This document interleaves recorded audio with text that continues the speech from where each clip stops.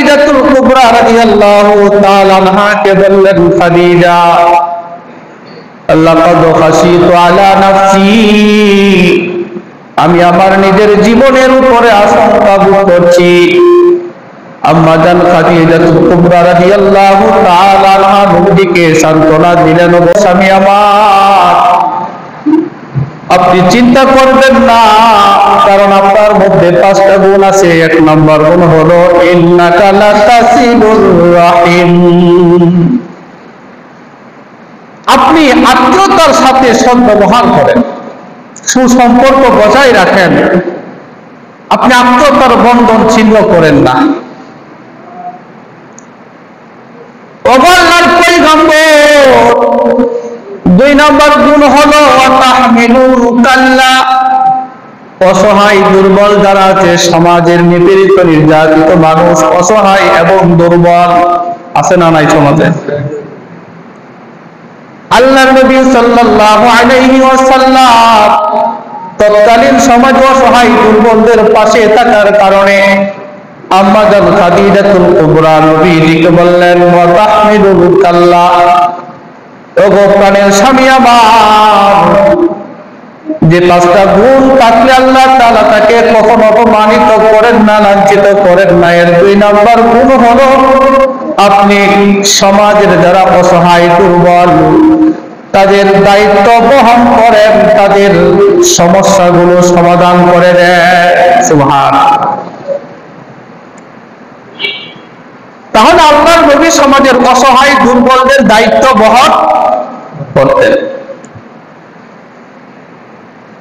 আল্লাহর নবী সাল্লাল্লাহু আলাইহি ওয়াসাল্লাম পৃথিবীর প্রত্যেকটা মানুষের জন্য উত্তম আদর্শ। এজন্য আল্লাহ তাআলা কুরআনুল কারীমে বলছেন, হে মানুষেরা,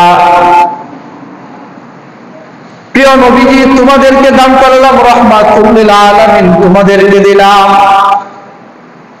এই রাহমাতুল লিল আলামিন, তোমাদের উত্তম আদর্শ, শ্রেষ্ঠতম আদর্শটাকে অনুসরণ করো।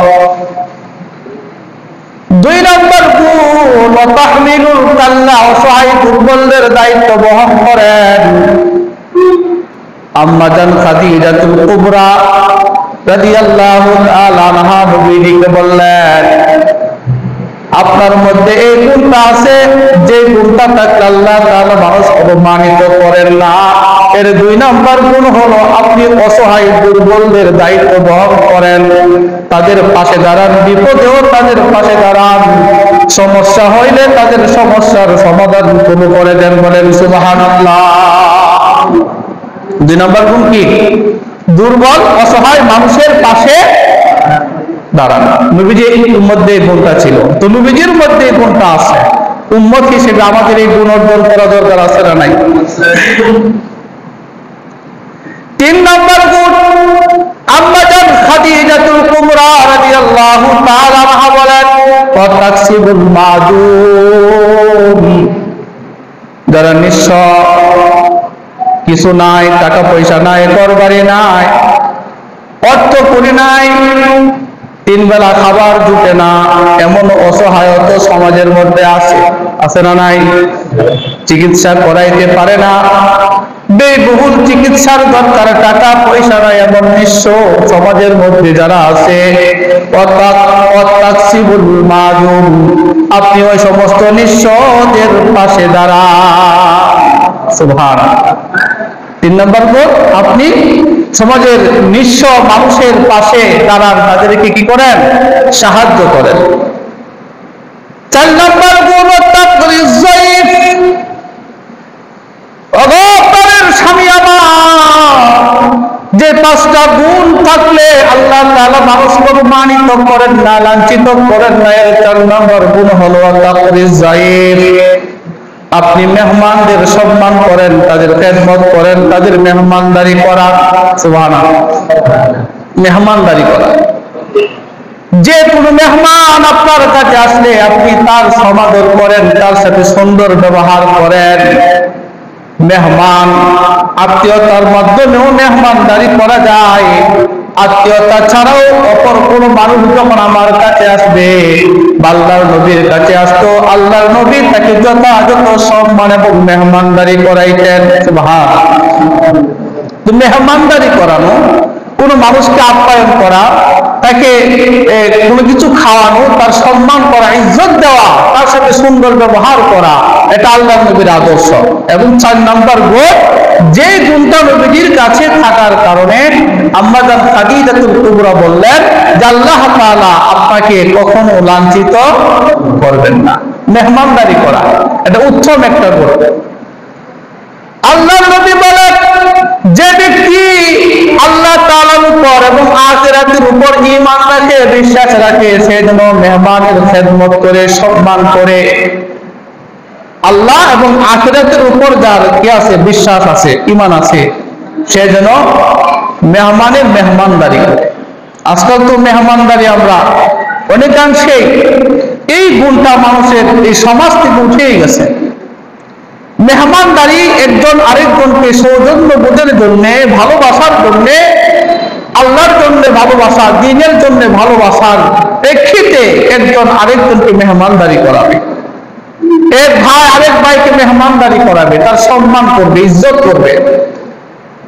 আজকাল আমরা এই গুণটা থেকে অনেকাংশে বঞ্চিত। ভাই ভাইকে এখন আর দাওয়াত দেওয়া খাওয়াই না।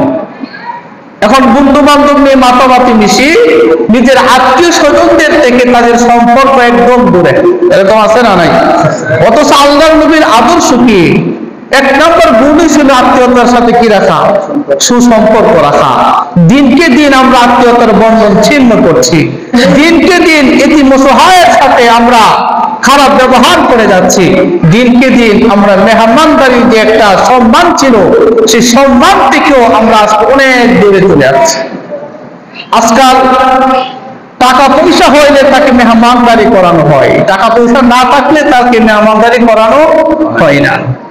বিবাহ শাদী যে কোনো অনুষ্ঠানে, আচার অনুষ্ঠানে যাদের টাকা পয়সা আছে, আত্মীয় স্বজন গুলো তাদেরকে টানে, যদিও তার সাথে রক্তের সম্পর্ক নাই, বৈবাহিক সূত্রেও কোনো সম্পর্ক নাই, দ্বীনি সূত্রেও তার সাথে কোনো সম্পর্ক নাই, শুধু তার টাকা আছে, পয়সা আছে, সমাজের উঁচু লেভেলের মানুষ, টাকা পয়সা তার কাছে আছে, তারে দাওয়াত দিলে তার কাছ থেকে কিছু একটা আশা করা যায়, এমন লোক দেখে দেখে মেহমানদারি করে কি করে না?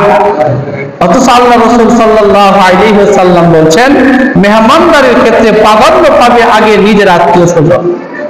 এই জন্য আমরা বিষয়টা খেয়াল রাখবো, যেন আমার মেহমানদারির মধ্যে আমার রক্ত সম্পর্কীয় আত্মীয় যারা আছে তারা যেন কখনো বঞ্চিত না হয়ে যায়।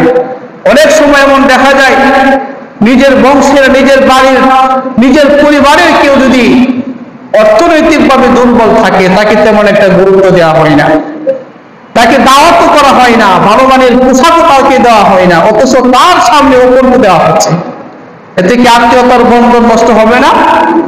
আল্লাহ তাআলা আমাদেরকে আত্মীয়তার বন্ধন সুদৃঢ় রাখার তৌফিক দান করুন। সবাই বলেন আমিন। 4 নম্বর গুণ, যে হে নবী, আপনি মেহমানদারি করেন। যদি মেহমান আসে, মেহমানের মেহমানদারি করেন, তাদেরকে সম্মান করেন, তাদের যথাযথ আপ্যায়ন করেন।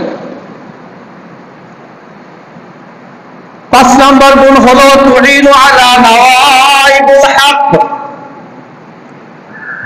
আম্মা জান খাদিজাতুল কুবরা রাদিয়াল্লাহু তাআলা আনহা বলেন, ওগো প্রাণের স্বামী আমার, আপনার মধ্যে এমন একটা গুণ আছে, ওয়া তুইনু আলা নাওয়াইবুল হক, সত্য পথের পথিক যারা সৎ পথে চলতে চায়, এমন সত্য পথের পথিক যারা আছে আপনার কাছে আসলে আপনি এই সত্য পথের পথিক দুর্দশাগত ব্যক্তিকে আপনি সাহায্য করেন।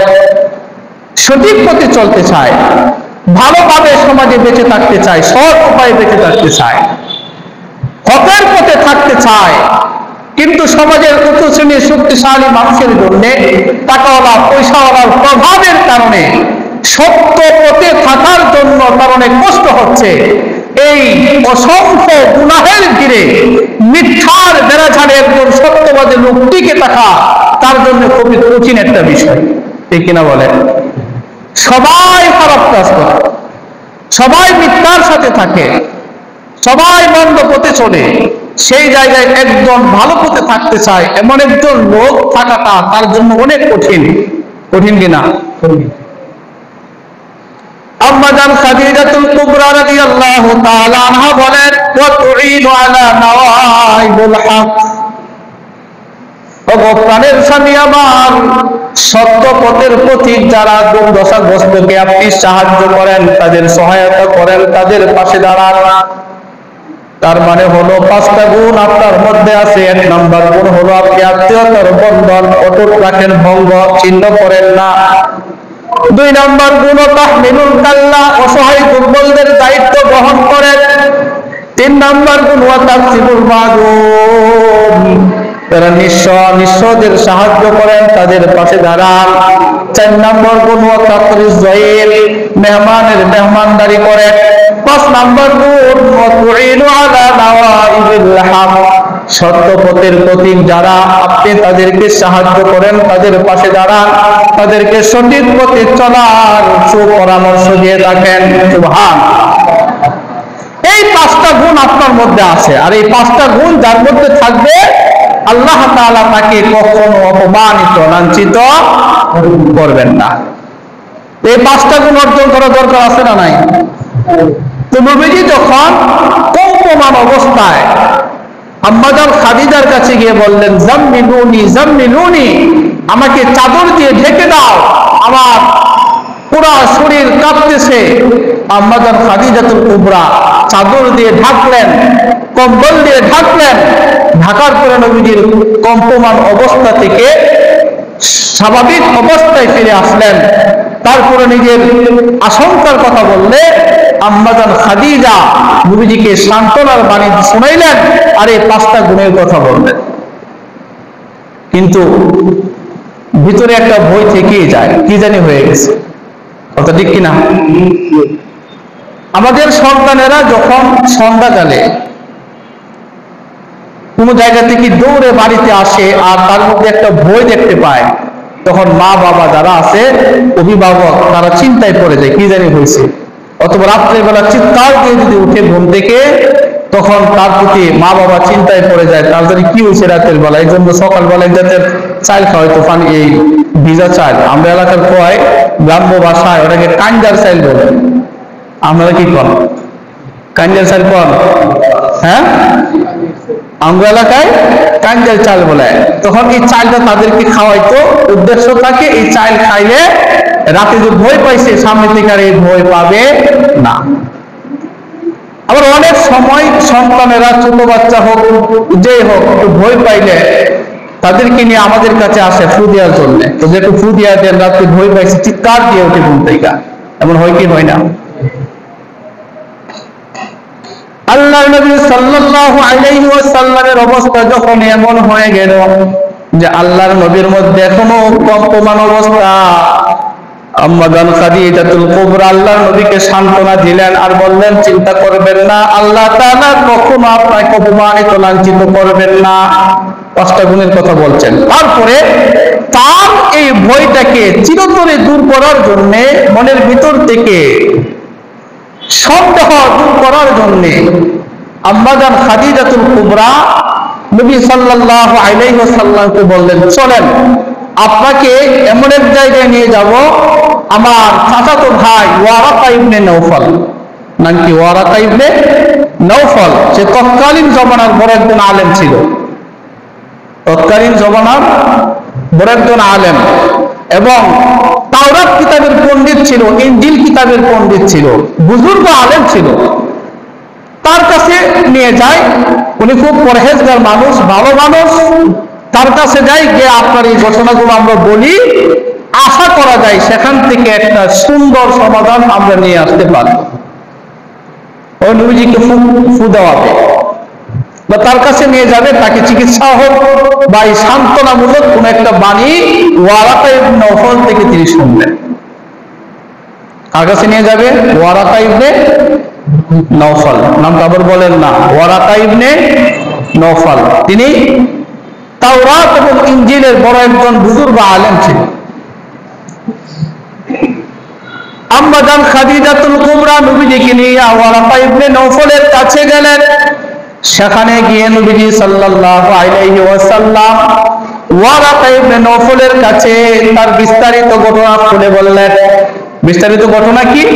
হেরা গুহার মধ্যে ছিলাম, একজন লোক আসলো, আয়েশা বলল আপনি পড়েন, আমি বললাম আমি পড়তে পারি না। আমাকে চাপ দিল, বুকের মধ্যে লাগাইলো, আমি ব্যথা অনুভব করলাম, আমি অনেক কষ্ট অনুভব করলাম। বাড়িতে আসলাম, পুরো শরীর কাঁপতেছে, মানে পুরা বৃত্তান্ত কি ঘটনা ঘটছে সব ঘটনা খুলে বলছে। ডাক্তারের কাছে যদি সব ঘটনা খুলে না বলেন, ওষুধ দিবে? দিতে পারবে? ঠিক মতে দিতে পারবে না। তো নবীজি তার পুরো ঘটনা ওয়ারাকা ইবনে নওফল তার কাছে গিয়ে বললেন এমন এমন অবস্থা।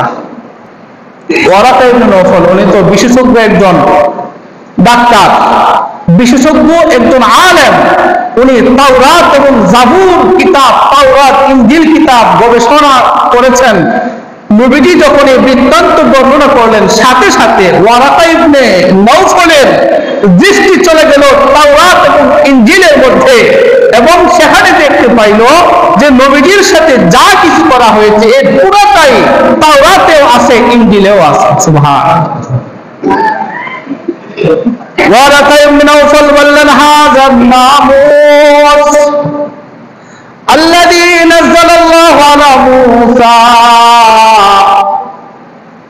ও মুহাম্মদ ইবনে আব্দুল্লাহ, হাযা নামুস, তুমি যে সমস্ত বৃত্তান্ত আমার সামনে বর্ণনা করেছো, যে সমস্ত আলোচনা করেছো, তোমার এই আলোচনা শুনে আমার কাছে মনে হয়েছে তিনি হলেন নামুস।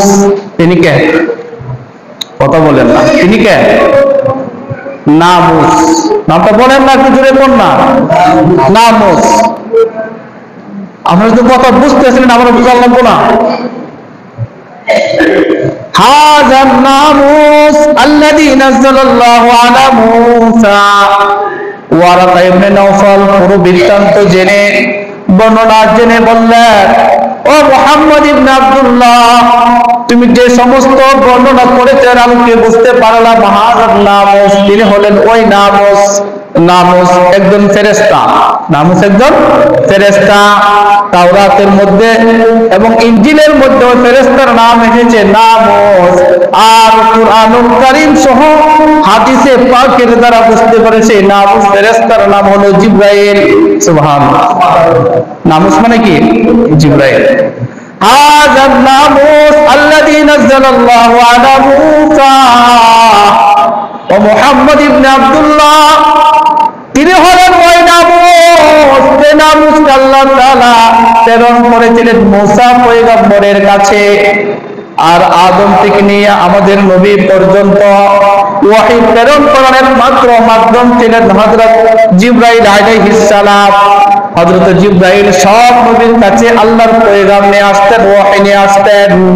এজন্য ওয়ারাকা ইবনে নওফল বললেন তোমার বর্ণনা শুনে আমার কাছে মনে হয়েছে সে হলো ওই নামুস, যে নামুসকে আল্লাহ তাআলা মূসা পয়গম্বরের কাছে প্রেরণ করেছিলেন, তিনি হলেন জিবরাইল আলাইহিস সালাম। সুবহানাল্লাহ। ও মুহাম্মদ ইবনে আব্দুল্লাহ, আজ থেকে তুমি শুধু মুহাম্মদ ইবনে আব্দুল্লাহ নাও, বলো তুমি হলে মুহাম্মাদুর রাসূলুল্লাহ। তুমি নবী, তুমি আখিরি নবী, আখিরি পয়গম্বর। ও খাদিজা, তোমার স্বামী আখিরি পয়গম্বর এবং সর্বশ্রেষ্ঠ নবী। তখন খাদিজাতুল কুবরা বুঝতে পারলেন আমাদের নবী মুহাম্মদ সাল্লাল্লাহু আলাইহি সাল্লাম শেষ নবী এবং সর্বশ্রেষ্ঠ নবী। সুবহানাল্লাহ। ওয়ারাকা ইবনে নওফল এই কথা বলার পরে তারপরে আরো যে কঠিন কথাটা বললেন, খেয়াল করে শ্রবণ করেন, দেখেন কি অবস্থা হলো। হাযা নামুস আল্লাযী নাযালাল্লাহু আলা মূসা ও মুহাম্মদ, তোমার কাছে যে এসেছে সে হলো নামুস, যাকে আল্লাহ তাআলা মূসা পয়গম্বরের কাছে পাঠিয়েছেন। ইয়া লাইতানি ফিহা জাযান, হায় হায় একজন বিজ্ঞ আলেম, তাওরাতের আলেম, ইনজিলের আমেল এখন আফসোস করতেছে। দেখেন আমাদের মধ্যে তো আফসোস নাই, ভালো কাজ করতে না পারার আফসোস আমাদের মধ্যে নাই। বিজ্ঞ একজন আলেম বলতেছে, ইয়া লাইতানি ফিহা জাযা, ও মুহাম্মদ তুমি সর্বশ্রেষ্ঠ নবী, সর্বশ্রেষ্ঠ রাসূল, কিন্তু তোমার এই জমানায় যদি আমি একটা লাকড়ি হইতে পারতাম, একটা গাছের ডাল হইতে পারতাম, নিজের জীবনকে ধন্য মনে করতাম। সুবহানাল্লাহ। এত বড় একজন আলেম বলতেছে, যদি তোমার এই নবুয়তের সময় আমি জীবিত থাকি, নিজেকে খুব ধন্য মনে করতাম। শুধু মানুষ না, একটা লাকড়ি যদি থাকতাম, একটা গাছের ডাল হিসেবে যদি আমি থাকতাম, আফসোস করতেছে। ইয়া লাইতানি ফিহা জাযা, যদি আমি একটা লাকড়ি থাকতাম, গাছের ডাল হিসেবে থাকতাম। ইয়া লাইতানি আকুনু হাইয়ান ইয ইউখরিজুকা কওমুক। এখন দেখেন কি আশ্চর্যজনক একটা সংবাদ নবীজিকে শোনাইলেন।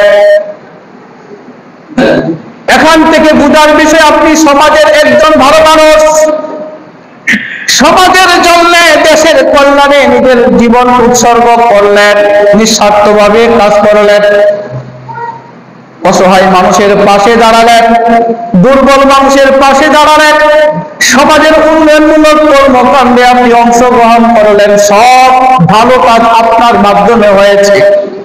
এমন ভালো মানুষ সমাজ আছে না নাই? খারাপ জীবন আছে, সব খারাপের ভিড়ে ভালো মানুষ তো আছে। একটু খেয়াল করেন বিষয়টা। নিজের পকেটের টাকা পয়সা নষ্ট করে সমাজের উন্নতি করলেন, মানুষের উন্নতি করলেন, মানুষের সাহায্য করলেন, মানুষের পাশে দাঁড়ালেন।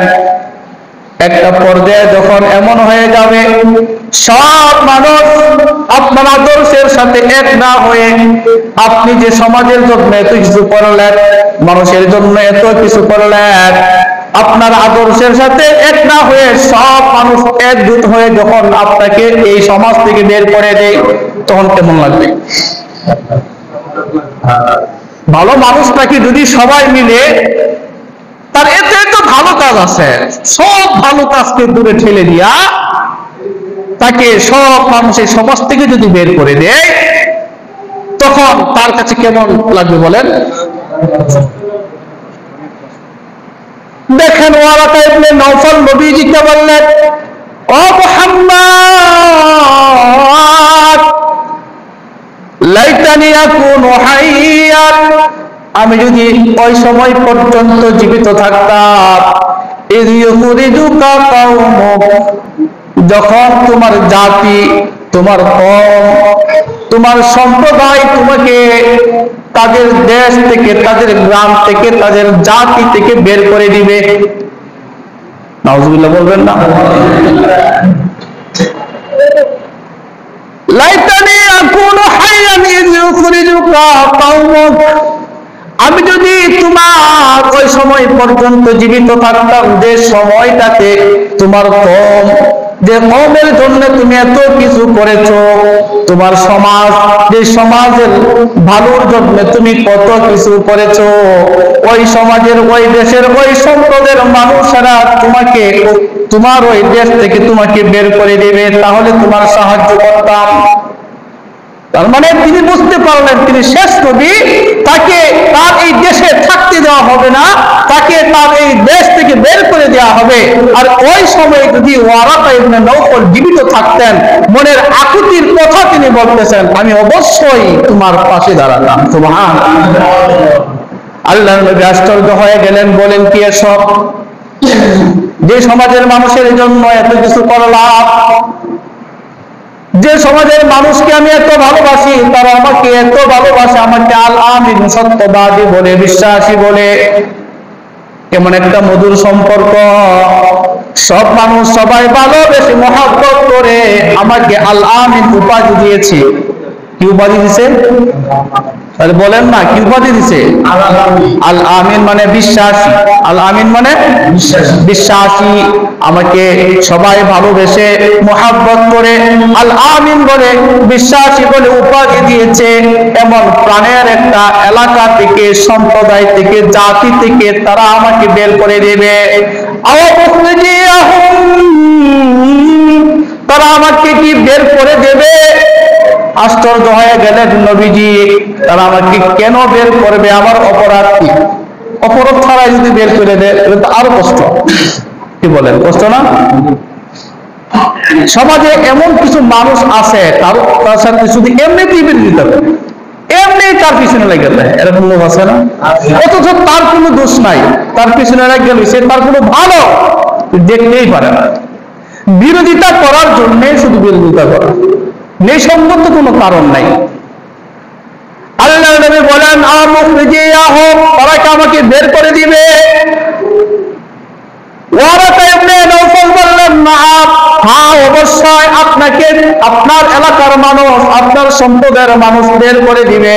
ও কেন বের করবে? শুধু আপনাকে না, আপনি যে দায়িত্ব নিয়ে এসেছেন, আপনি যে মিশন নিয়ে এসেছেন, আপনার এই মিশনের দায়িত্ব অতীতে যে সমস্ত লোকেরা নিয়ে এসেছিল, তাদের সম্প্রদায়ের লোকেরা তাদেরকে তাদের এলাকা থেকে বের করে দিছে। মানে অতীত নবীদের কথা আমি স্মরণ করাই দিচ্ছি। না আমলাম ইয়াতি রাজুলুন কাত্তু বিমিসলি মা জিতা বিহি ইল্লা উবিয়া। ও মুহাম্মদ, অবশ্যই আপনার সম্প্রদায় আপনাকে তাদের এলাকা থেকে বের করে দিবে, আপনার এলাকা থেকে আপনাকে বের করে দিবে। কারণ হলো আপনি যে দায়িত্ব নিয়ে এসেছেন, অতীতে অনেক লোক, অনেক নবী রাসূলরা এই দায়িত্ব নিয়ে এসেছিল, আর যারা এই দায়িত্ব নিয়ে এসেছিল তাদেরকেও শত্রুতা বশত এলাকা থেকে বের করে দিছে। ওয়াইন ইউদরিকনি ইয়াউমুকা আনসুকা, তবে আমি আপনাকে বলতে পারি, আপনাকে তারা যদি বের করে দেয় আর ওই সময় যদি আমি জীবিত থাকি, আমি ওয়ারাকা ইবনে নাওফাল আপনার সাহায্যে এগিয়ে আসবো। সুবহানাল্লাহ, আপনার সাহায্যে এগিয়ে আসবো। উনি বলতেছেন যে আপনার সম্প্রদায়ের লোকেরা আপনাকে বের করে দিবে, এমন কঠিন পরিস্থিতিতে আমি আপনার পাশে থাকবো। আমি যদি জীবিত থাকতাম ওই সময়টা, আমি আপনার পাশে থেকে আপনাকে সাহায্য করতে পারতাম। নিজের আফসোসের কথা তিনি বলতেছেন। আপনার পাশে থাকবো, আপনাকে সাহায্য করব। ইতিহাসের কিতাবে এসেছে সুম্মা লাম ইয়ানসাব ওয়ারাকা, কিন্তু ওয়ারাকা আর বেশি দিন বেঁচে নাই, তিনি মারা গেলেন।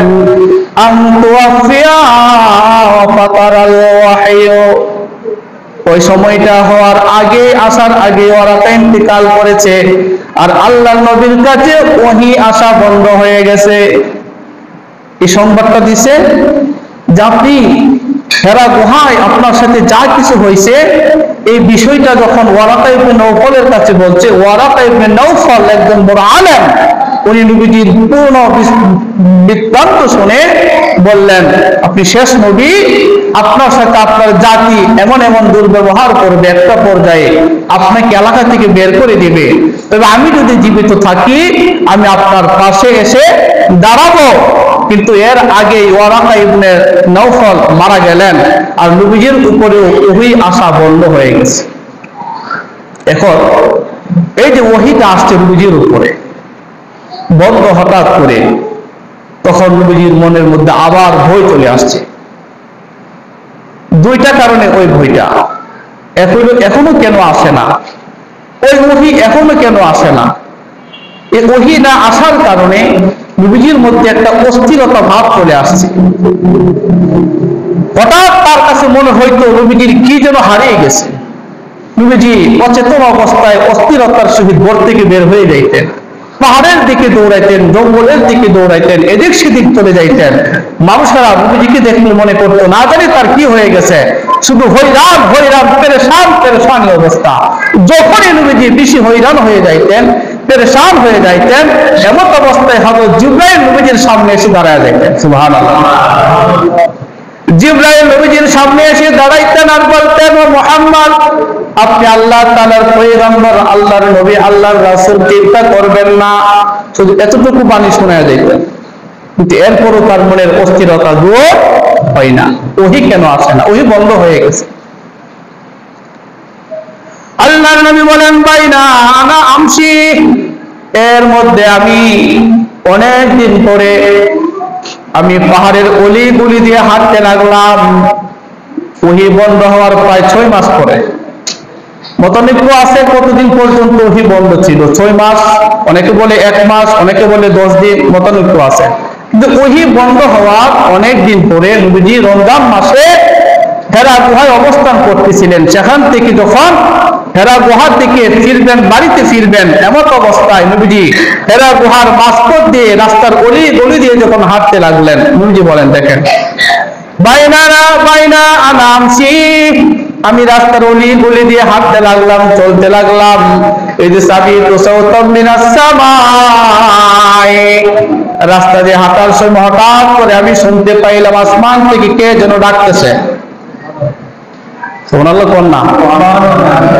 রাস্তা দিয়ে হাঁটার সময় আসমান থেকে কে যেন ডাকতেছে। আমরা অনেক সময় রাত্রিবেলা হাঁটলে পিছনে তাকাইলে ভয় লাগে, লাগে কি না? কেউ নাই, কেমন যেন মনে হইতেছে কে যেন এসে ধরতেছে, মনের মধ্যে একটা ভয়। তখন অনেকে মনের আনন্দে গান গায়, এটা কিন্তু খুশিতে গাইতেছে না, ওই ভয়ের খেলা হ্যাঁ মুখ দিয়ে গান বাড়িতেছে, বুঝাইতেছে তার লোক অনেক মানুষ আছে, ঠিক না বলেন? আল্লাহর নবী বলেন ইন সামিতু সাওতাম মিনাস সামাই, আসমান থেকে একটা আওয়াজ শুনতে পাইলাম, ফারাফাতু বাসরি, তখন আমার চোখ দুটো উপরের দিকে তুললাম, মানে আসমানের দিকে। নবী কিভাবে তাকাইছে, তাকায় দেখে কেউ নাই। ডান দিকে তাকাইলেন, ডান দিকেও কেউ নাই, বাম দিকে তাকাইলেন, বাম দিকেও কেউ নাই, পেছনের দিকে তাকাইলেন, পেছনের দিকেও কেউ নাই।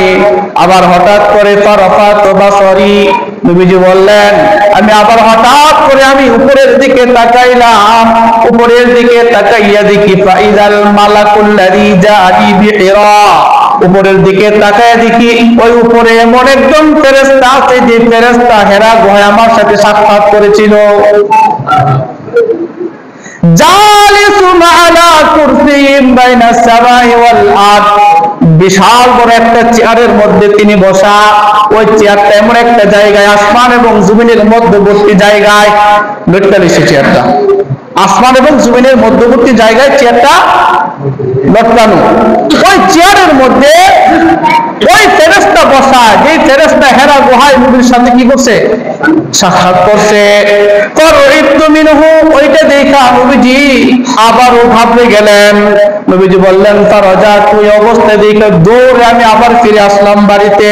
ফাকুলতু জাম্মিলুনি জাম্মিলুনি, বাড়িতে এসে আম্মা জান খাদিজাতুল কুবরাকে বললেন ও খাদিজা, আমাকে একটা কম্বল দিয়ে ঢেকে দাও, কম্বল দিয়ে ঢেকে দাও, চাদর দিয়ে ঢেকে দাও। আম্মা জান খাদিজা তখন নবীজিকে আবার চাদর দিয়ে কম্বল দিয়ে ঢেকে রাখলেন। নবীজি শুয়ে থাকলেন, শুয়ে থাকলেন। সন্ধ্যা হয়ে গেছে, রাত্র হয়ে গেছে, গভীর রজনী হয়ে গেছে। গভীর রজনী তখন হয়ে গেল, আল্লাহ তাআলা এমন অবস্থায় আল্লাহ তাআলা নবীজির কাছে কম্বল মোড়ানো অবস্থায় আল্লাহ তাআলা আবার জিবরাইলকে পাঠাইয়া দিয়েছেন। কম্বল মুড়ি দিয়ে শুয়ে রয়েছে, আমাদের ঘুম ধরতেছে। ওই সময় যদি কেউ আপনাকে ডাকে উঠেন নামাজও যাই, আপনি তো আসতে চাইবেন না, অনেক মানুষ অলস আছে না নাই? আল্লাহ নবী কম্বল মুড়ি দিয়ে শুয়ে আছেন, এমন অবস্থা আল্লাহ তাআলা জিবরাইলকে পাঠাইয়া আল্লাহ নবীকে ডাক দিলেন, ইয়া আইয়ুহাল মুদাসসির কুম ফাআনজির ওয়া রাব্বাকা ফাকাব্বির ওয়া সিয়াবাকা ফাতাহহির ওয়ার রুজজা ফাহজুর ওয়া লা তামনুন তাস্তাকসির ওয়া লিরাব্বিকা ফাসবির। সূরাতুল মুদাসসিরের আয়াতগুলো নিয়ে হযরত জিবরাইল নবীজির কাছে চলে আসতেন, বলেন সুবহানাল্লাহ। আল্লাহর নবীকে আল্লাহ তাআলা ডাক দিলেন, ইয়া আইয়ুহাল মুদাসসির, হে চাদরওয়ালা নবী,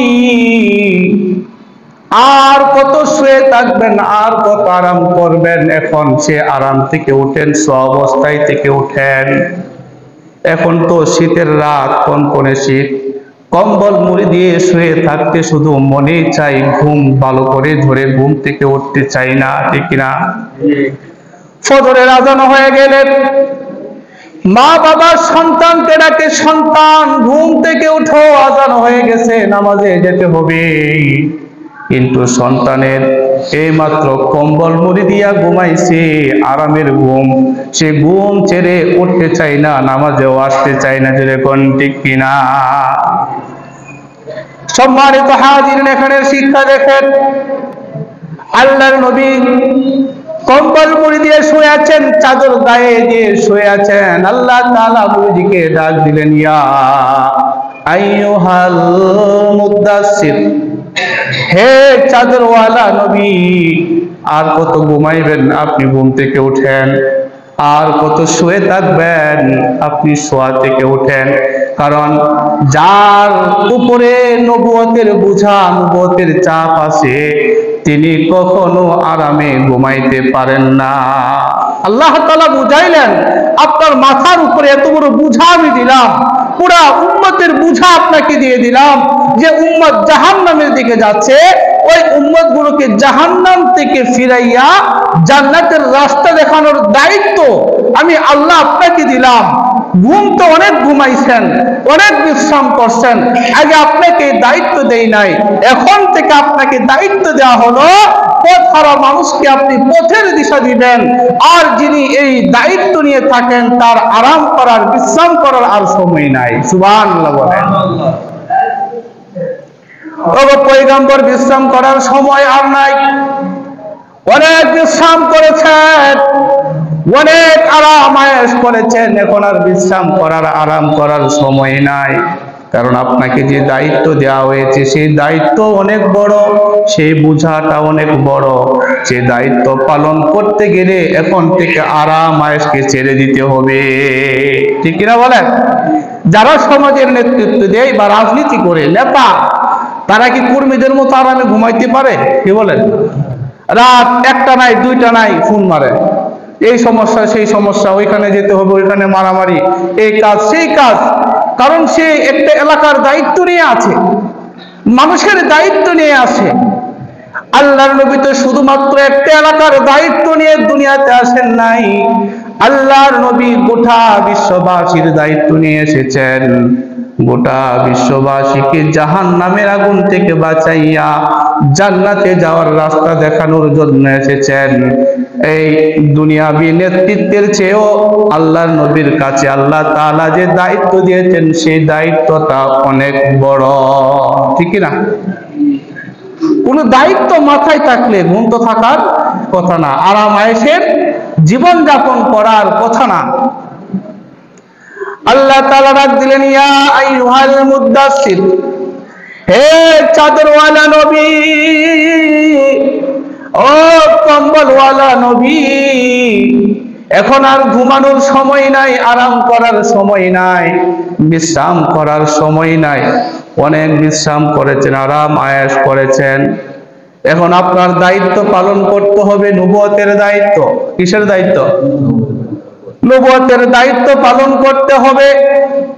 দুনিয়ার নেতারা যখন কোনো দায়িত্ব পায় না, তখন তার কোনো বোঝাও থাকে না, নেতৃত্বের বোঝাও তার থাকে না, কর্মী কি করলো না করলো এদিকে খেয়াল করার তার কোনো দায়িত্ব নাই। ঠিক কিনা বলেন? যদি এই নেতাকে একটা ওয়ার্ডের সভাপতি বানায় বা ইউনিয়নের সভাপতি অথবা উপজেলার সভাপতি একটা দলের, তখন তার উপর একটা দায়িত্ব চলে আসে, তখন সে যখন যা ইচ্ছা সে করতে পারে না। পয়গম্বর ঘুম থেকে উঠেন, আর ঘুমানো যাবে না, বিশ্রাম করা যাবে না। আপনার উপর বড় একটা দায়িত্ব আমি আল্লাহ তাআলা আপনার উপর দিলাম, সেই দায়িত্ব আপনাকে পালন করতে হবে। এবার উঠেন। এই ডাক দেওয়ার পর আল্লাহর নবী ওই যে বিছানা থেকে উঠছেন, ওই যে বিছানা থেকে নবীজি একদিন উঠলেন উম্মতের কান্ডারি হয়ে, জাহান্নামের মানুষগুলোকে জান্নাতে নিয়ে যাওয়ার দায়িত্ব নেয়ার দায়িত্ব নিয়ে যখন সেই বিছানা থেকে সেই যে নবীজি একদিন উঠেছিলেন, এরপর থেকে দুনিয়ায় যতদিন জীবিত ছিলেন ততদিন পর্যন্ত আরামে কোনোদিন বিছানায় পিঠ লাগাইতে পারেন না। এমন দয়ার নবী ছিলেন, মায়ার নবী ছিলেন। সর্বপ্রথম আল্লাহ তাআলা নবীজিকে ডাক দিলেন, ইয়া আইয়ুহাল মুদ্দাসসির, হে চাদরওয়ালা নবী, আপনি বিশ্রাম থেকে উঠেন, আর শুয়ে থাকা যাবে না।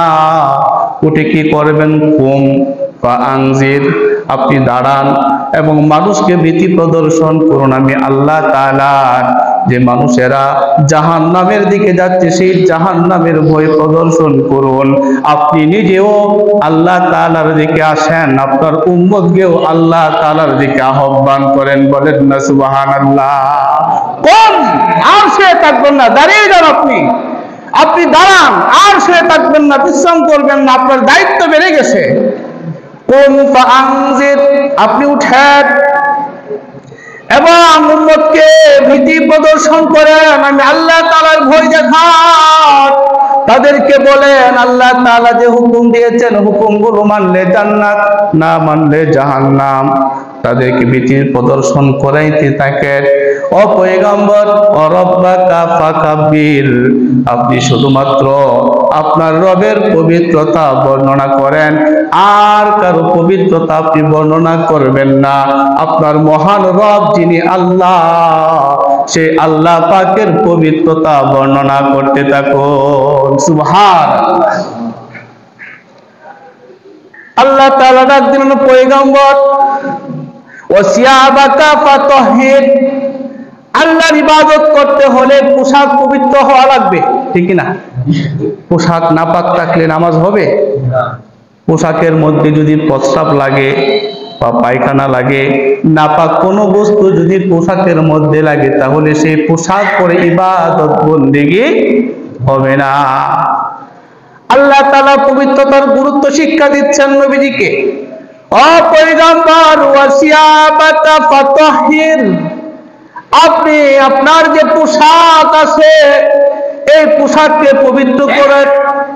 মুফাসসিরিনে কেরাম বলেন, এখানে শুধু পোশাকের কথা বলা হয় নাই, পোশাকের সাথে সাথে মনের অন্তরকেও পবিত্র করা লাগবে। মনের ভিতরে অহংকার, বিদ্বেষ, হিংসা রাখা যাবে না।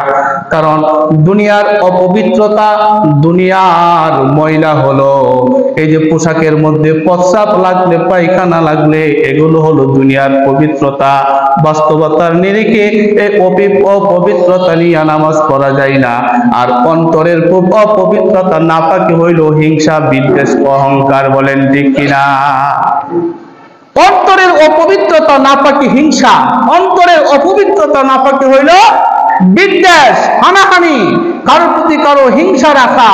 অন্তরকেও পবিত্র রাখতে হবে এবং নিজের দেহের মধ্যে যে পোশাক থাকে সেই পোশাককেও পবিত্র রাখতে হবে। আপনার দেহ এবং মন পবিত্র রেখে আল্লাহর ইবাদত করুন। মুফাসসিরিনে কেরাম বলেন, শুধু পোশাক নয়, মানুষেরা যে খাবারগুলো খাবে ওই খাবারও পবিত্রতা দরকার, আছে না নাই? কারণ হালাল খাবার, পবিত্র খাবার যদি আপনি গ্রহণ করেন, সে পবিত্র খাবারকে ইবাদত করলে সেই ইবাদত কবুল করবেন কে? আল্লাহ রাসূল বলেন, অপবিত্র খাবার, নাপাকি খাবার, হারাম পয়সা, হারাম টাকা দিয়া উপার্জিত সম্পদ ভক্ষণ করে, খাবার ভক্ষণ করে যদি দেহের মধ্যে গোশত বাড়ে, শক্তি বাড়ে, আর সেই শক্তি দিয়া কোন মানুষ যদি ইবাদত করে, এই যে হারাম কিছু খাওয়ার কারণে তার ইবাদত আল্লাহ কবুল করবে না। এজন্য নবীজিকে সর্বপ্রথম আল্লাহ তাআলা বলতেছেন, আপনার পোশাক, আপনার খাবার, দেহ, মন সব পবিত্র রাখা, এরপরে আপনি কার ইবাদত করেন? আল্লাহ। কে বলতেছেন? আল্লাহ। কাকে বলতেছেন? নবীজিকে।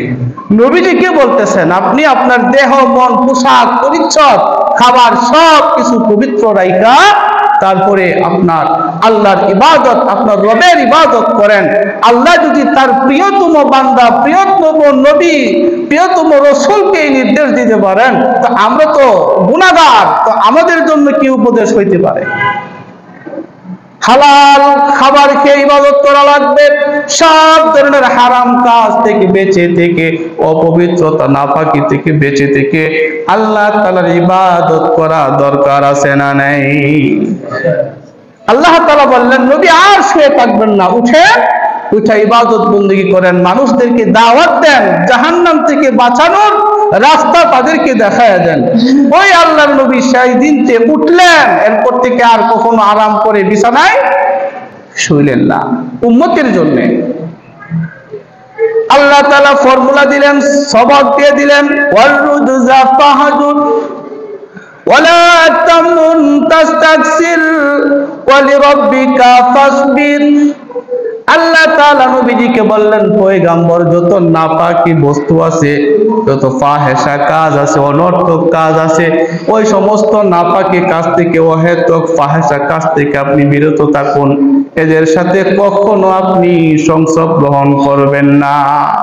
যেখানে গেলে দেখবেন যে গুনার কাজ আছে, যেখানে গেলে দেখবেন আপনি গুনার কাজে আপনি নিজেও অংশগ্রহণ করতে হবে, ওই সমস্ত কাজ থেকে আপনি বিরত থাকুন। ওই কাজে আপনার যাওয়া যাবে না। আল্লাহ তাআলা নবীজিকে বললেন, সব অপবিত্রতার কাজ থেকে, নাপাক কাজ থেকে, অবৈধ কাজ থেকে আপনি বিরত থাকুন। ওই সমস্ত অবৈধ নাপাকি কাজের সাথে আপনি সম্পৃক্ত হবেন না। তো তার উম্মত হিসেবে আমাদেরও তো যেখানে গেলে গুনার কাজ হবে, গুনার কাজ সংগঠিত হবে, ওই সমস্ত কাজে আমাদের অংশগ্রহণ করা যাবে? কথা বলেন, যাবে? যাবে না। নিজেও করা যাবে না, কেউ করতেছে গুনার কাজ, সেখানে আমার অংশগ্রহণও করা যাবে না। বলছেন কে? এবার দেখেন আল্লাহ তাআলা নবীজিকে কি বলতেছেন, ওয়ালা তামনুন তাস্তাকসির। আমরা দুনিয়াতে একজন আরেকজনকে অনেক কিছু দেই, কিছু পাওয়ার আশায় দেই কি দেই না? দেই না? টাকা দেই, পয়সা দিয়ে, বিভিন্ন দান খয়রাত করি, দুনিয়াবি অনেক কিছু পাওয়ার আশায় আমরা এগুলো করে থাকি। কিন্তু আল্লাহ তাআলা নবীজিকে বলতেছেন, ওয়ালা তামনুন তাস্তাকসির। আপনি যে মানুষদেরকে আহ্বান করবেন, আল্লাহর দিকে ডাকবেন, বা কাউকে কোনো কিছু দান করবেন, আপনি এমন আশায় দান করবেন না যে তার কাছ থেকে আপনি কিছু পাইবেন। সুবহানাল্লাহ। তার কাছ থেকে দুনিয়াবি কোন চাহিদা আপনি কি করবেন না, চাইবেন না, যে আমার তাকে এখন এই জিনিসটা দেই, পরবর্তীতে তার কাছ থেকে আমি এমন একটা জিনিস আদায় করে নেব। আল্লাহ তাআলা বলতেছেন, আপনি কাউকে অধিক পাওয়ার আশায়, অধিক কোনো কিছু পাওয়ার আশায় কাউকে কোনো কিছু দান করবেন না। সম্মানিত হাজিরিন, এই যে আল্লাহ তাআলার হুকুম পালন করার জন্য আল্লাহর নবীকে আল্লাহ তাআলা বিশ্রাম করা থেকে জাগ্রত করলেন। আল্লাহ তাআলার বাণীগুলো পৌঁছে দেওয়ার জন্য আল্লাহ তাআলা নবীজিকে দায়িত্ব দিলেন। নবুয়তের দায়িত্ব পালন করার জন্য, আল্লাহর দিকে আহ্বান করার জন্য যে আল্লাহর নবী মানুষদেরকে ডাকবেন, ওই সময়টা এমন ছিল সব মানুষ কুফরিতে লিপ্ত ছিল, শিরক বেদাতে লিপ্ত ছিল। নতুন একটা দায়িত্ব নবীজি পাইলেন, নতুন একটা মিশন আল্লাহর নবী আল্লাহ তাআলার পক্ষ থেকে পাইলেন। এই নতুন সমাজের মধ্যে আল্লাহ তাআলার পক্ষ থেকে নবীজি যখন নতুন এই বাণী, এক কালিমার দাওয়াত যখন তাদের কাছে নিয়ে যাইবেন, তখন সমাজ, এলাকা বা রাষ্ট্র, ওই জাতির মানুষেরা নবীজির উপরে এখন চড়াও হয়ে যাবে, ঠিক কি না? আল্লাহ তাআলা তো এটা জানেন যে নবীজির সাথে এমন আচরণ করা হবে, তা আল্লাহ তাআলা আগেই বলে দিয়েছেন। সব সমস্যা যখন হবে, বিপদ যখন হবে, সকল বিপদের সময় আপনাকে ধৈর্য ধারণ করতে হবে। কি করতে হবে? ধৈর্য ধারণ করতে হবে। আল্লাহ তাআলা নবীজিকে বললেন, ওয়ালি রাব্বিকা ফাসবির। ওগো পয়গম্বর, আপনি আপনার রবের জন্য ধৈর্য ধারণ করেন, সবর করেন। কারণ আল্লাহ তাআলা জানেন যে দায়িত্ব আপনাকে আমি দিয়েছি, এই দায়িত্ব পালন করতে গেলে আপনার উপর এখন বিভিন্ন ধরনের টর্চার আসবে, আপনার উপর নালিশ আসবে, অভিযোগ আসবে।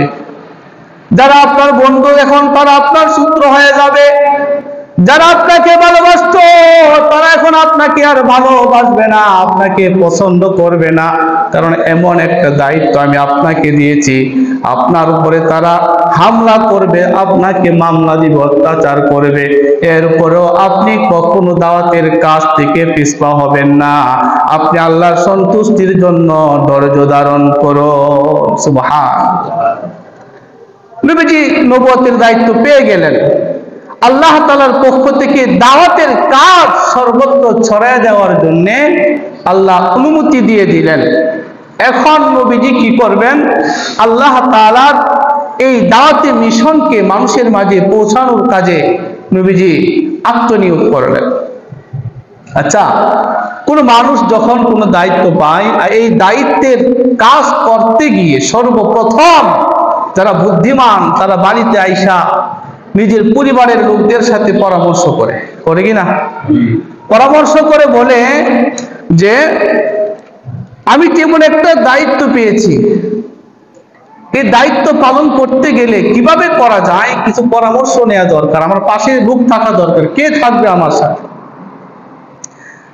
তারই পরিপ্রেক্ষিতে আল্লাহ তাআলা যখন নবীজিকে দায়িত্ব দিলেন, নবুয়তের দায়িত্ব মানে আল্লাহর হুকুমগুলো সমাজে বাস্তবায়নের জন্য সর্বত্রই আল্লাহর উপর ঈমান আনার জন্য আল্লাহ তাআলা নবীজিকে দায়িত্ব দিয়ে দিলেন। নবীজি বাড়িতে আসলেন, বাসায় আসলেন, বাসায় আইসা দেখে নবীজির প্রিয়তমা স্ত্রী আম্মা জান খাদিজাতুল কুবরা রাদিয়াল্লাহু তাআলা আনহা, আম্মা জানের সাথে প্রিয় নবী সাল্লাল্লাহু আলাইহি ওয়াসাল্লাম বসে বসে আল্লাহ তাআলা যে নবীজিকে ওহী দিলেন, বিধান দিলেন এবং আল্লাহ তাআলার দাওয়াত পৌঁছানোর দায়িত্ব দিলেন, এই বিষয়টা নিয়ে তিনি আম্মা জান খাদিজাতুল কুবরা রাদিয়াল্লাহু আনহার সাথে কথা বলতেছেন, পরামর্শ করতেছেন। বলেন না সুবহানাল্লাহ। ইতিপূর্বে আম্মা জান খাদিজা রাদিয়াল্লাহু আনহা নবীজিকে নিয়ে একজন গণকের কাছে গিয়েছিলেন, মনে আছে কাহিনী? উনি তখন বলছিলেন যে তিনি কি হবেন? শেষ নবী হবেন। আল্লাহর নবী সাল্লাল্লাহু আলাইহি ওয়াসাল্লাম আম্মা জান খাদিজাতুল কুবরা রাদিয়াল্লাহু তাআলা আনহাকে বললেন, ও খাদিজা, আল্লাহ তাআলা আমার উপর বড় দায়িত্ব দিয়েছেন, আমাকে তার পক্ষ থেকে দুনিয়ার মানুষগুলোকে হেদায়েতের বাণী পৌঁছানোর দায়িত্ব দিয়েছেন। আল্লাহ তাআলা আমাকে নবুয়ত দিয়েছেন, আল্লাহ এক, আমি তার রাসূল, এই কথার দাওয়াত দেওয়ার জন্য আল্লাহ আমাকে দায়িত্ব দিয়েছেন। ও খাদিজা, তুমি তো আমার স্ত্রী, তুমি কি আল্লাহর উপর ঈমান আনবে? সুবহানাল্লাহ। নবীজি তার স্ত্রীকে বলতেছেন, খাদিজা, তুমি কি আল্লাহর উপর ঈমান আনবে? আমাকে তার নবী হিসাবে মানবে? আল্লাহ আমার উপর ওহী পাঠিয়েছে, তিনি এক, তিনি ছাড়া আর কোনো রব নাই, মাবুদ নাই, ইবাদতের উপযুক্ত আর কেউ নাই, আর আমি তার নবী এবং রাসূল, আমাকে মনোনীত করেছেন, তুমি কি আমার উপর ঈমান আনবে? আল্লাহর উপর ঈমান আনবে? সুবহানাল্লাহ বলে। আম্মা জান খাদিজাতুল কুবরা রাদিয়াল্লাহু আনহার কাছে আল্লাহর নবী সর্বপ্রথম কালিমার দাওয়াত দিলেন। এবার শুনেন, আম্মা জান খাদিজা যখন এই প্রস্তাবটা পাইলেন, সাথে সাথে আম্মা জান খাদিজাতুল কুবরা রাদিয়াল্লাহু তাআলা আনহা আল্লাহর নবীর উপর ঈমান নিয়ে এসে বললেন, লা ইলাহা ইল্লাল্লাহু মুহাম্মাদুর রাসূলুল্লাহ। সুবহানাল্লাহ বলেন। সর্বপ্রথম হযরত খাদিজাতুল কুবরা রাদিয়াল্লাহু আনহাকে আল্লাহর নবী দাওয়াত দিলেন, দ্বীনের দাওয়াত। কিসের দাওয়াত দিবেন? সর্বপ্রথম দায়িত্ব পাওয়ার পরে সর্বপ্রথম নবীজি যাকে দাওয়াত দিলেন তিনি কে? আম্মা জান খাদিজাতুল কুবরা। আম্মা জানকে দায়িত্ব দাওয়াত দেওয়া হলে আম্মা জান খাদিজাতুল কুবরা রাদিয়াল্লাহু তাআলা আনহা অকপটে স্বীকার করে নিলেন। কারণ আম্মা জান জানেন নবীর চরিত্র সম্পর্কে, নবী সাল্লাল্লাহু আলাইহি সাল্লামের সব কিছু সম্পর্কে আম্মা জান জানেন। আমাদের সমাজে এমন অনেক পীর সাহেব আছে, দুনিয়ার সব মানুষ তার কাছে মুরিদ হয়, কিন্তু তার বউ তার কাছে মুরিদ হয় না। আছে না নাই? হ্যাঁ, তোর বউ তো জানে মনে মনে তোমার কাছে তো সবাই মুরিদ দিতেছে, তুমি যে কত নম্বরের বাচ্চা এটা আমি জানি। তুমি দেখ লাঙ্গি সন্তানায় লাখ লাখ হাজার হাজার টাকা কামাও, এটা তো আমিও জানি কি করো না করো তুমি। কারণ একজন স্ত্রী জানে তার জামাই কত ভালো আর কত খারাপ, ঠিক কিনা বলেন? হ্যাঁ, আল্লাহর নবী কেমন, স্বামী হিসাবে কেমন, এই সম্পর্কে সবচেয়ে বেশি ভালো জানেন তার স্ত্রীরা, ঠিক কিনা বলেন? হ্যাঁ, স্ত্রীর যদি সার্টিফিকেট দেয় আমার স্বামী ভালো, তাহলে সে ভালো। আমার স্বামী ভালো, তাহলে আল্লাহর কাছেও সে ভালো। আম্মাজান খাদিজাতুল কুবরাকে দাওয়াত দেওয়া হলেন। আম্মাজান খাদিজাতুল কুবরা রাদিয়াল্লাহু আনহা সে দাওয়াত কবুল করলেন। মহিলাদের মধ্যে সর্বপ্রথম যিনি ঈমান গ্রহণ করলেন, মুসলমান হলেন, তিনি হলেন আম্মাজান খাদিজাতুল কুবরা রাদিয়াল্লাহু তাআলা আনহা। সুবহানাল্লাহ। বললেন, খাদিজা তুমি তো ঈমান এনেছো, প্রথম তো নতুন দাওয়াতের কাজ করতেছি, এগুলো এখন কাউকে জানানো যাবে না, চুপি চুপি দিনের কাজ চুপি চুপি করতে হবে প্রথম 3 বছর পর্যন্ত। কয় বছর? 3 বছর পর্যন্ত নবীজি আল্লাহ তাআলার এই দাওয়াতের কাজ মানুষের মধ্যে প্রচার করছেন চুপি চুপি, কেউ যেন না জানে। এটা আল্লাহ তাআলার নির্দেশ ছিল। খাদিজাতুল কুবরাকে বললেন যে তুমি যে ঈমান গ্রহণ করেছো, এই কথাগুলো এখন কাউকে বলা যাবে না, তবে যাকে নিজেদের মুনাসিব মনে হয়। আমরা যখন সমাজে মানুষের মধ্যে চলি, এই কি লোক,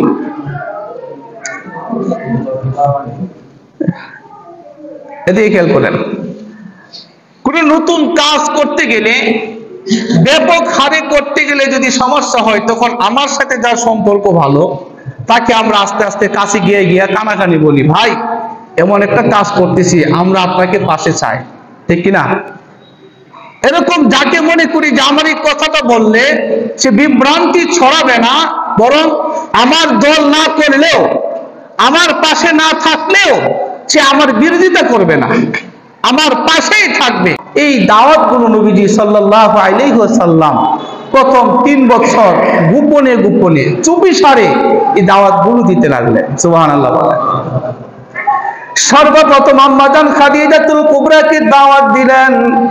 আম্মাজান খাদিজাতুল কুবরা দাওয়াত গ্রহণ করলেন। মহিলাদের মধ্যে সর্বপ্রথম যিনি ঈমান আনলেন তিনি আম্মাজান খাদিজাতুল কুবরা রাদিয়াল্লাহু তাআলা আনহা। আমার বন্ধুদের সাথে পরামর্শ করব আর দাওয়াত দিব, কাকে দাওয়াত দেওয়া যায়। আল্লাহ নবী সর্বপ্রথম বন্ধুদের মধ্য থেকে যাকে দাওয়াত দিলেন তিনি হলেন নবী করিম সাল্লাল্লাহু আলাইহি ওয়াসাল্লামের বাল্যকালের বন্ধু হযরত আবু বকর সিদ্দিক রাদিয়াল্লাহু তাআলা আনহু। একসাথে বেড়ে উঠছেন ওনারা। আবু বকরকে ডাক দিলেন, আবু বকর শোনো, আল্লাহ তাআলা তো আমার কাছে প্রত্যাদেশ পাঠিয়েছেন, ওহী পাঠিয়েছেন। আল্লাহ তাআলা বলেছেন আল্লাহ এক ও দ্বিতীয়, তিনি ছাড়া কোনো মাবুদ নাই, আর আমি তার পয়গম্বর, আমি তার নবী। তোমাকে আমি দাওয়াত দিচ্ছি, তুমিও সেই কুফরি মতবাদ থেকে ফিরে এসো, তাওহীদের পক্ষে ফিরে এসো, আর বলো আল্লাহ এক ও দ্বিতীয়, আর আমি মুহাম্মদ সাল্লাল্লাহু আলাইহি সাল্লাম তার রাসূল, তুমি মেনে নাও। আবু বকর সিদ্দিক রাদিয়াল্লাহু তাআলা আনহু চিন্তা করলেন যে মুহাম্মদ ইবনে আব্দুল্লাহর সাথে ছোট কাল থেকে একসাথে বেড়ে উঠেছি, শৈশব কৈশোর কালে একসাথে কেটেছে, যৌবন কাল একসাথে কেটেছে, কত বন্ধু বান্ধবকে দেখলাম কত অন্যায় কাজ সংগঠিত করেছে, কিন্তু মুহাম্মদ ইবনে আব্দুল্লাহর চরিত্র এত ভালো, শিশু কাল থেকে এই পর্যন্ত তার চরিত্রের মধ্যে কোনো কালিমার দাগ লাগে নাই। মুহাম্মদ তোমার কথা বিশ্বাস করি, তোমার উপরে আল্লাহ তাআলা যে আদেশ দিয়েছেন, ওহী পাঠিয়েছেন, আমি সেই ওহীর উপরে বিশ্বাস করলাম, আর আমি তোমার রবকে আমার রব হিসেবে মেনে নিলাম, তোমাকেও তার রাসূল হিসেবে মেনে নিয়ে কালিমা গ্রহণ করলাম। আশহাদু আল্লা ইলাহা ইল্লাল্লাহ ওয়া আশহাদু আন্না মুহাম্মাদান আবদুহু ওয়া রাসূলুহু। আমি সাক্ষ্য দিলাম আল্লাহ এক ও দ্বিতীয়, তার কোন শরীক নাই। আমি আরো সাক্ষ্য দিচ্ছি তুমি মুহাম্মদ আল্লাহ তাআলার রাসূল এবং প্রিয় বান্দা। বন্ধুদের মধ্যে এবং পুরুষদের মধ্যে, যুবক পুরুষদের মধ্যে সর্বপ্রথম যিনি কালিমা গ্রহণ করেছেন তিনি আবু বকর সিদ্দিক রাদিয়াল্লাহু আনহু। সুবহানাল্লাহ বলেন। আল্লাহর নবী বলেছেন, আবু বকর দাওয়াত তো দিচ্ছি তোমাকে, তুমি দাওয়াতটা গ্রহণ করেছো, খুশি হলাম, কিন্তু এই দাওয়াত কিন্তু এখন প্রকাশ্যে দেওয়া যাবে না, কারণ প্রকাশ্যে যদি এই দাওয়াত দেই আমাদের শত্রু বেড়ে যাবে, আমাদের শক্তি কম, লোকবল কম, আর লোকবল কম থাকলে আমাদের উপরে কাফেররা চড়াও হবে, অত্যাচারিত হতে হবে আমাদের। কাজে এখন চুপি চুপি দাওয়াতের কাজ সম্পাদন করতে হবে। যুবকদের মধ্য থেকে হযরত আবু বকর সর্বপ্রথম মুসলমান হলেন। নবীজি দেখলেন, তার কাছে থাকলেন যায়েদ ইবনে হারেসা, আল্লাহর নবীর গোলাম, নবীর দাস ছিলেন। দাস গোলামদের মধ্য থেকে যায়েদ ইবনে হারেসাকে দাওয়াত দিলেন, ও যায়েদ ইবনে হারেসা, গোলাম মানে বাড়ির কামলা আছে না, এই এরকম কামলা। যায়েদ ইবনে হারেসাকে বলল, ও যায়েদ ইবনে হারেসা, আল্লাহ তাআলা আমার উপর ওহী নাযিল করেছেন, আমি নবী হয়েছে, আমাকে আল্লাহ নবুয়ত দিয়েছেন এবং তিনি এক, তিনি ছাড়া কোনো মাবুদ নাই, তোমাকেও কালিমার দাওয়াত দিচ্ছি, তুমি কালিমা গ্রহণ করো। যায়েদ ইবনে হারেসা গোলামদের মধ্য থেকে সর্বপ্রথম কালিমা গ্রহণ করে মুসলমান হয়ে গেলেন। আল্লাহ নবীর তত্ত্বাবধানে লালিত পালিত হতে লাগলেন। হযরত আলী ইবনে আবি তালেব, আলী রাদিয়াল্লাহু আনহু তখন ছোট বালক, যুবক এখনো হয় নাই, যুবক হয় নাই, বালক, সবে মাত্র কৈশোর জীবন অতিক্রম করতেছে। এমত অবস্থায় আল্লাহর নবী এই কিশোর আলী রাদিয়াল্লাহু আনহুকে দাওয়াত দিলেন। সে বালকদের মধ্য থেকে সর্বপ্রথম আলী রাদিয়াল্লাহু তাআলা আনহু এই কালিমা গ্রহণ করে মুসলমান হয়ে গেলেন। সুবহানাল্লাহ। দেখেন, সর্বশ্রেণী থেকে একজন করে নবীর দাওয়াত কবুল করলেন।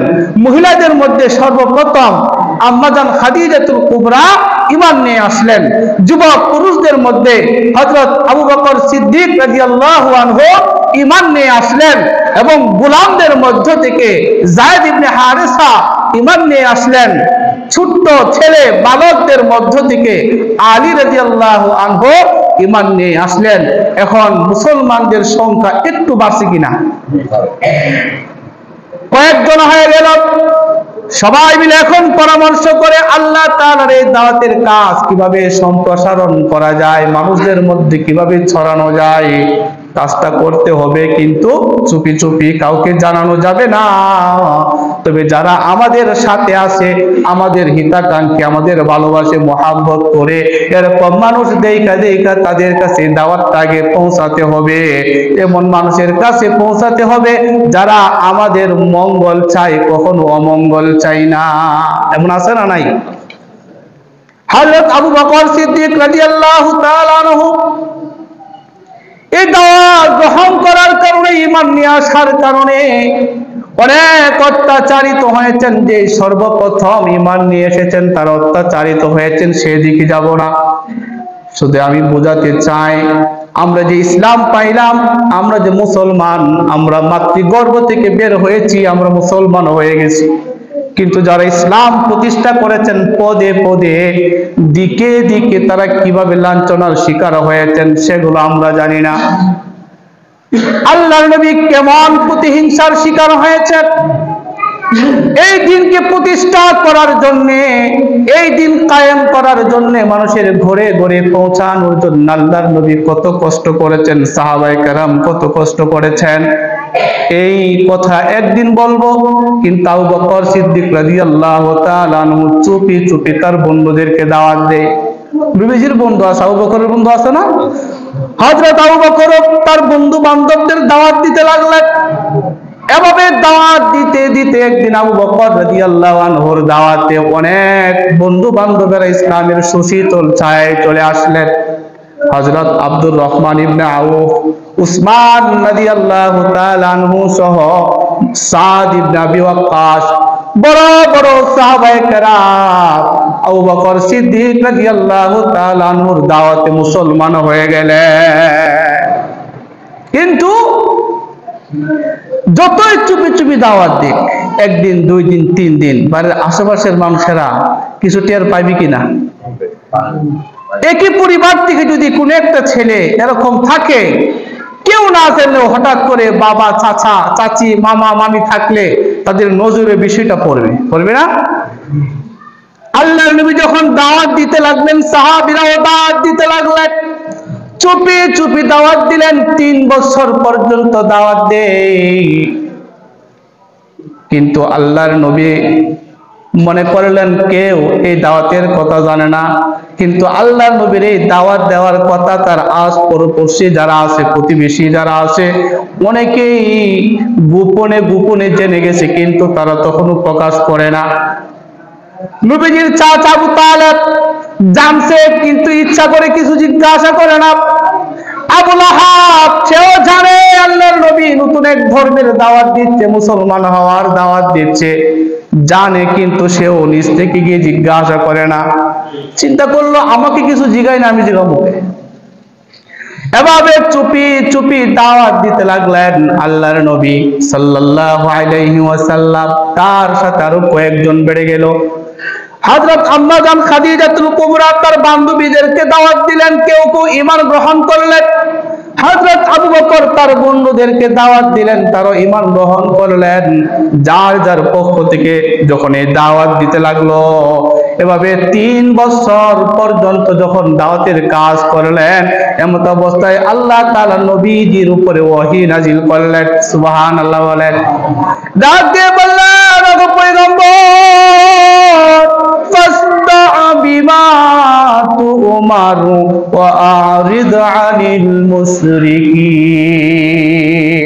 ও পয়গম্বর, আর কত চুপি চুপি দাওয়াত দিবেন? সুবহানাল্লাহ। আর কত নীরবে নিভৃতে চুপি চুপি দাওয়াত দিবেন? এখন আর চুপি চুপি দাওয়াত না। 3 বছর তো চুপি চুপি দাওয়াত দিয়েছেন, এখন প্রকাশ্যে দিবালোকে মানুষদেরকে ঈমানের দাওয়াত দেন। বলেন সুবহানাল্লাহ। 3 বছর পর্যন্ত নবীজি চুপি চুপি দাওয়াত দিচ্ছেন।